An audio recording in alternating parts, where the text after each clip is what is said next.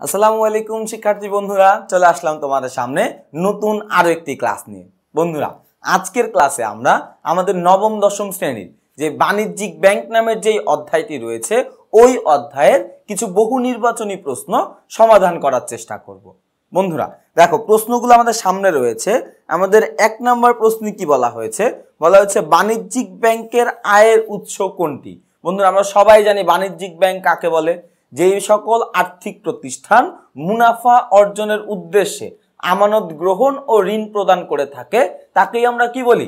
বাণিজ্যিক ব্যাংক বলি। এই ঋণ গ্রহণ এবং আমানত গ্রহণ মানে ঋণ প্রদান ও আমানত গ্রহণ ছাড়াও বাণিজ্যিক ব্যাংক অন্য আরো অনেক কাজ করে। যেমন এর মধ্যে একটাই হচ্ছে লকার ভাড়া। আমি উত্তর আগেই বলে দিলাম। দেখো বন্ধুরা, আমাদের বাণিজ্যিক ব্যাংকের আয়ের অন্যতম প্রধান উৎস হচ্ছে লকার ভাড়া। অর্থাৎ তারা লকার ভাড়ার মাধ্যমে কি করে? আয় করার চেষ্টা করে। এখন বাকি অপশনগুলো কেন হবে না? দেখো, বীমা প্রিমিয়াম এটা একটা ব্যয়, কর ও শুল্ক এটাও একটা ব্যয়, নিরীক্ষকের বিল এইটাও একটা ব্যয়। আর ব্যয় তো কখনো আয় হইতে পারে না ভাই। তো বাণিজ্যিক ব্যাংকের আয়ের প্রধান উৎসই কি? লকার ভাড়া। অর্থাৎ আমাদের একের উত্তর হবে ক। এরপরে 2 নম্বর প্রশ্নে আমরা দেখি। দেখো, 2 নম্বর প্রশ্নে কি বলা আছে? প্রাতিষ্ঠানিক পরিচালনায় বাণিজ্যিক ব্যাংক, খেয়াল করে দেখো, প্রাতিষ্ঠানিক পরিচালনায় বাণিজ্যিক ব্যাংক কি কি করে? প্রচার কার্যে ব্যয় করে। অবশ্যই যে কোনো একটা বাণিজ্যিক ব্যাংক তারা তাদের প্রচারের জন্য কিছু টাকা তো অবশ্যই খরচ করতেই হবে। এরপর দেখো, সঞ্চয়ী হিসাবে জমানো অর্থ হিসাবে অর্থের উপরে মুনাফা দেয়। এখানে মুনাফা বলতে মূলত সুদকে নির্দেশ করেছে। দেখো, এটা অবশ্যই যারা ব্যাংকে টাকা জমায়, সঞ্চয় হিসাবে যারা টাকা জমা রাখেন তাদেরকে ব্যাংকের কি করতে হয়? সুদ প্রদান করতে হয়। এরপরে শিক্ষানবিশ সেলামি প্রদান করে।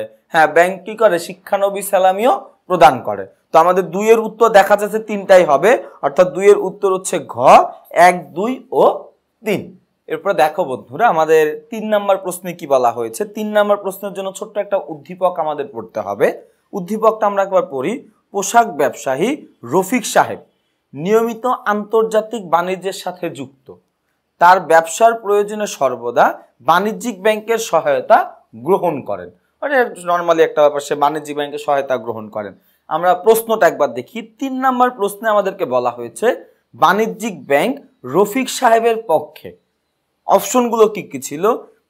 বিদেশি ক্রেতা বিক্রেতার দেনা পাওনা পরিশোধে সহায়তা করেন। হ্যাঁ, এটা হবে। এরপর দেখো কি বলছে? প্রত্যয়নপত্র ইস্যু করে। তো অবশ্যই হবে, কারণ আমি সবসময় বলি আন্তর্জাতিক বাণিজ্যই মানে ওটার উত্তর প্রত্যয়নপত্র। মোটামুটি এতটুকু আমরা নিশ্চিতভাবে বলতে পারি। এরপর দেখো, মুনাফা বন্টন করে। বাণিজ্যিক ব্যাংক কখনোই মুনাফা বন্টনে সহায়তা করে না বা কাজ করে না। তাহলে আমাদের 3-এর উত্তর হবে 1 ও 2। 1 ও 2 রয়েছে আমাদের ক নাম্বারে। তাহলে আমাদের 3-এর উত্তর হচ্ছে ক। তো বন্ধুরা, এই ছিল আমাদের বাণিজ্যিক ব্যাংক এই অধ্যায়ের উপরে আসা কিছু বহু নির্বাচনী প্রশ্নের সমাধান। পরবর্তী ক্লাসে তোমাদের সাথে দেখা হবে নতুন কোনো বিষয় নিয়ে। ততদিন পর্যন্ত তোমরা সবাই ভালো থাকবা, সুস্থ থাকবা। আসসালামু আলাইকুম।